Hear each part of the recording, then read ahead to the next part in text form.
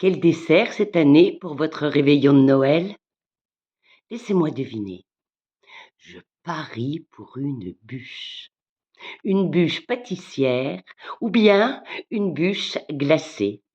Une bûche décorée de petits personnages, de feuilles de gui, de feuilles de houx et de minuscules champignons en meringue. Mmh, je m'en régale déjà à l'avance.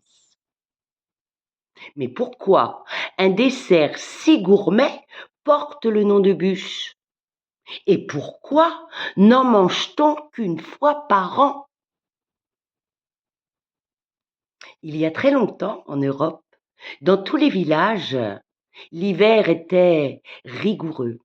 La famille se rassemblait autour du foyer de la cheminée pour se chauffer au feu. C'était comme le soleil dans cette nuit glaciale et longue qui n'en finissait pas. Ce jour-là, le 21 décembre, jour du solstice d'hiver, quand la nuit est la plus longue de l'année, le village viking se prépare à la fête de Yule. Dans toutes les huttes, les femmes s'activent autour des feux. Les unes rôtissent le gibier de la lande, les autres cuisent les gâteaux aux fruits sauvages. Les enfants tressent des couronnes avec de jeunes pousses d'arbrisseaux. Ils les décorent ensuite de baies séchées, de plantes odorantes. Tous travaillent le sourire aux lèvres. Ils pensent à la fête de ce soir. Oui, ce soir c'est une grande fête. C'est la fête où l'on honore le soleil. Les hommes vont disposer dans l'âtre une énorme bûche, noueuse, dense, choisie l'année d'avant. De ce choix dépend la sécurité et l'abondance du foyer. C'est une très lourde responsabilité. Il va falloir qu'elle brûle 12 heures durant sans faillir. Et en attendant, on s'assoit à côté d'elle et on se réchauffe le cœur et le corps. Cette tradition est restée dans nos villages français.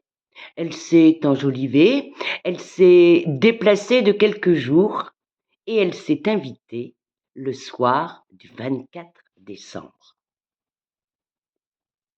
Anatole ne tient plus en place. Il a déjà fait tout le travail demandé par son père. Traire la vache, ramasser les œufs, porter la pâtée au cochon.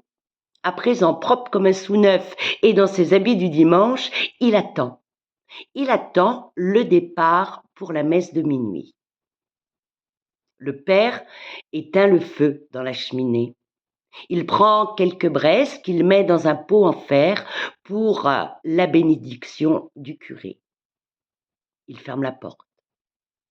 On entend les sabots claquer sur la terre gelée. On distingue les silhouettes des voisins. Les cloches carillonnent.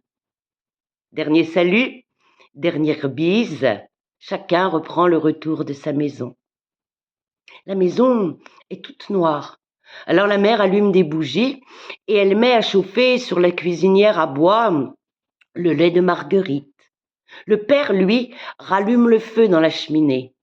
Un peu de paille, du bois sec et les braises bénites par le curé. Et puis il sort. Anatole, lui, doit surveiller le feu, l'alimenter. Il faut que tout soit parfait pour quand le père va revenir. On frappe à la porte. Anatole s'élance.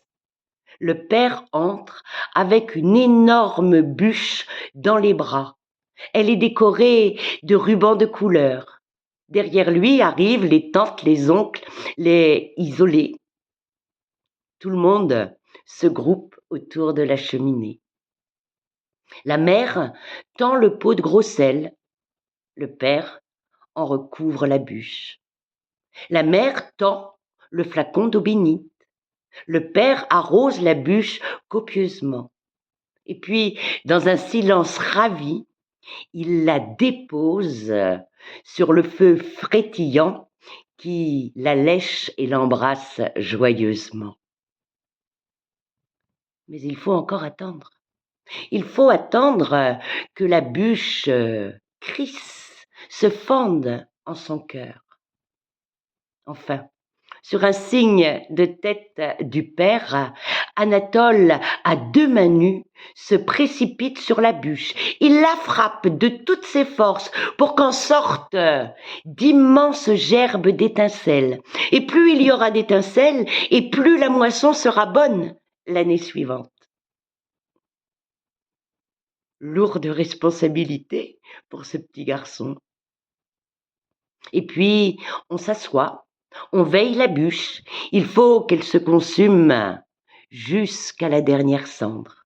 Et les cendres, demain matin, Anatole les ramassera et il les dispersera tout autour de la maison pour la protéger de la foudre et du tonnerre. Oui, c'est une belle tradition. Mais quel rapport, me direz-vous, avec le dessert? Eh bien, le rapport, c'est le progrès. Eh bien oui, la fée électricité est rentrée dans les maisons.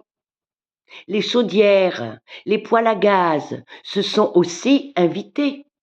Les cheminées ont été abandonnées.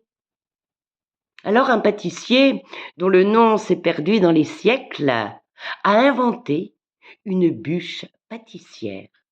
Et c'est depuis ce temps qu'on la pose sur notre table pour nous souvenir de notre histoire d'antan. Elle est importante. Elle célèbre le soleil et la lumière, et le réveillon serait bien sombre sans elle.